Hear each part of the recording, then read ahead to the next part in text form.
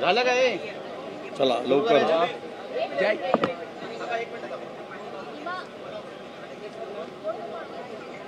का?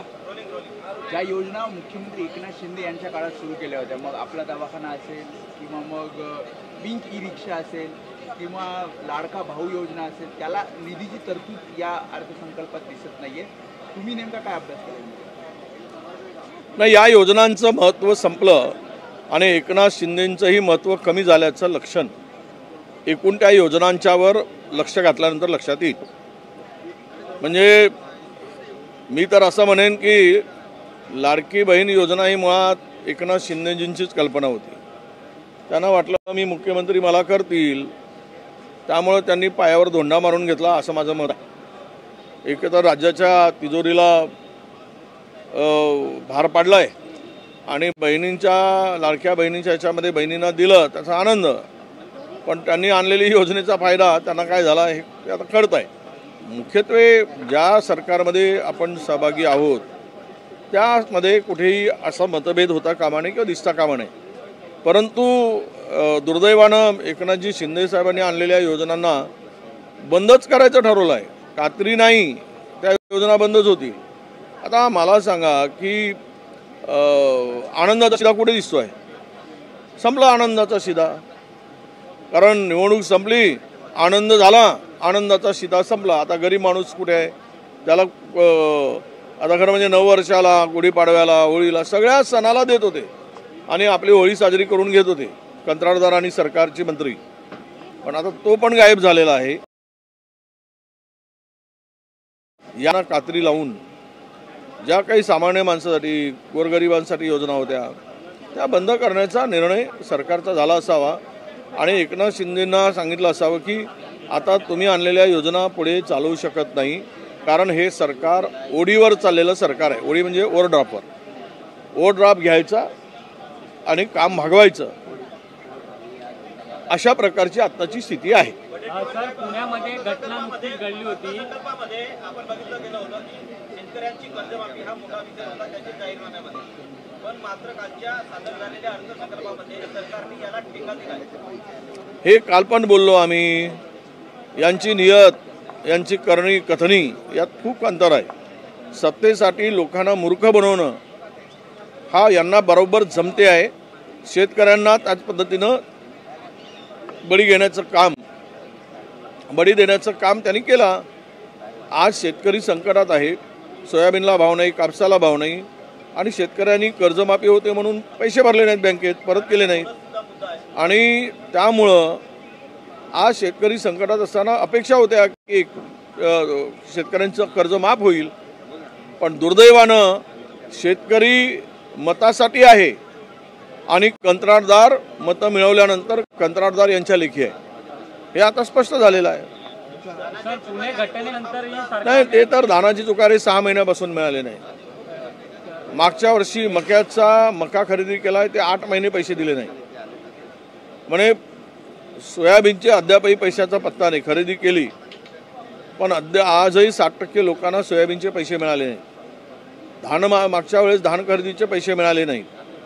म्हणजे पैसे नाहीत, खरेदी सुरू आहे, शेतकरी त्यांच्या दारात फिरतोय. सरकारच्या स्वतःच्या पैशासाठी स्वतः सरकारकडे भीक मागायची पाळी शेतकऱ्यावर या सरकारने आणली आहे. सर, पुणे घटनेनंतरही एसटी प्रशासन जागा झालेलं नाही. काल रात्रभर स्वारगेट डेपोमध्ये लाईट गेली होती, त्यामुळे प्रवाशांचे हाल झाले.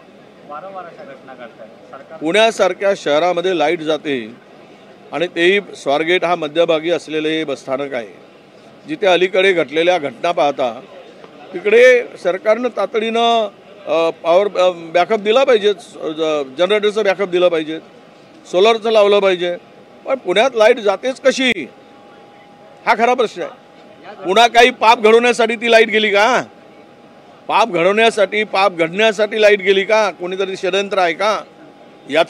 या संदर्भात चौकशी झाली पाहिजे अशी आमची मागणी आहे. सर, आंबीडमध्ये मारहाणीची घटनेचा एक व्हिडिओ समोर आला होता, त्यामध्ये सोळंके यांचा कार्यकर्ता होता. आता ज्याला मारहाण झाली तो म्हणतोय की माझ्या जीवाला धोका आहे. बीड म्हणजे सापांचा बीड असतो ना, तसा तो राजकारण्यांचा सापाचा बीड झालेला आहे. बिळाला शुद्धीकरण करायसाठी खरं म्हणजे आजपर्यंत सापाला दूध पाजलं, आता सापांना ठेचण्याची पाळी त्या बीड जिल्ह्यात आलेली आहे.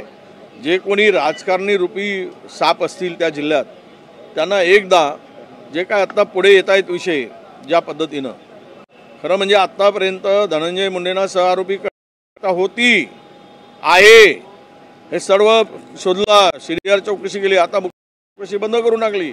तरी आम्ही म्हणतात पुरावे आलेत की आमच्याकडे माहिती आली, आमच्याकडे सगळं चौकशीमध्ये आढळलेत. अरे चौकशी बंद आहे, काय आढळणार? हे सगळे जे काही राजकारण चाललं आहे बीड जिल्ह्यात, आता तर मला भीती आहे की त्या ठिकाणी जो वाद निर्माण झालेला आहे मराठा वर्सेस ओबीसी किंवा वंजारी, आज शाळामधून त्या मुलांना, मराठा समाजाची शाळा असेल तर इतर समाजाची मुलं काढली जात आहेत आणि ओबीसी समाजाची शाळा असेल तर मराठा समाजाची मुलं काढली जात आहेत. हे कशाचं होतं काय? सरकार काय झोपलं आहे काय? एवढा जर एखाद्या जिल्ह्यामध्ये सामाजिक सलोखा बिघडला असेल, सामाजिक दृष्ट्या संवेदनशील तो जिल्हा झाला असेल तर सरकारने लक्ष घातलं पाहिजे की नाही? पण ते लक्ष न घालता उद्या त्या बीड जिल्ह्यामध्ये निरपराध लोकांचे, शेकडो लोकांचे बळी जातील, त्याला जबाबदार कोण असणार? म्हणून सरकारनं लक्ष घातलं पाहिजे आणि ते जे काही गुन्हेगारी आहे बीडची, कोणी असू देत, ते ठेचून काढण्याची ताकद सरकारने दाखवली पाहिजे. खोक्या भोसलेचा पण इंटरव्ह्यू समोर आलाय आणि त्यामध्ये त्यांनी म्हटलंय मित्राच्या बहिणीची छेड काढली, बहिणीची म्हणून मारहाण केली. शहरातल्या डेपोचा 7 दिवसाच्या आत अहवाल तयार करू असं स्वारगेटच्या घटनेनंतर सांगितलं होतं. मात्र आज 15 दिवस उलटून घेतले तरी पण काही अहवाल माहिती आहे मला, मी ऐकलं आहे. हे वेळ मारून नेणारं सरकार आहे, टाइमपास, लोकांना गृहीत धरून, लोकांना कळत नाही अशा प्रकारचा आविर्भाव ते सरकार बघत आहे. म्हणजे 7 दिवसात करू, ऑडिट करू, तिथल्या त्रुट्या दूर करू, 7 दिवसामध्ये निर्णय घेऊ. याचे 7 दिवस म्हणजे मला वाटतं की सत्तेचे 5 वर्ष असावेत. साहेब, खोक्या भोसलेचा पण व्हिडिओ समोर आला, पोलीस त्याचा शोध घेत आहेत. मित्राच्या बायकोची छेड काढली म्हणून मारहाण केली असं सुद्धा त्यांनी म्हटलेलं आहे. हरिण कधीही मारलं नाही असं पण म्हणताय. चौकशी झाली पाहिजे, आरोप प्रत्यारोपाच्या चौकशी झाली पाहिजे. भोसले म्हणतो ते खरं आहे का? चौकशी करणारे कोण? पोलिसांनी बीडच्या पोलिसावर विश्वास न ठेवता या सगळ्या घटनांमध्ये बाहेरचे पोलीस पाठवा, निपक्षपाती चौकशी करा, जो दोषी असेल त्याला चौकात आणून फटके मारा आणि तो पुन्हा चालू शकला नाही पाहिजेत आपल्या पायानं, अशा प्रकारची नालायक लोकांना सजा द्या. संदीप क्षीरसागर यांचा देखील ऑडिओ क्लिप व्हायरल होते. एका तहसीलदाराला त्यांनी धमकी दिल्याचं पाहायला मिळतंय. तुम्ही तहसीलदार म्हणून नेमणूक झाली पण मला येऊन भेटला नाही, तुम्हाला पाहतो, असा विषय त्यामध्ये आहे. काय म्हणाले? आता मी ते ऐकलं नाही, पण असं बोलणं किंवा वागणं चुकीचं आहे.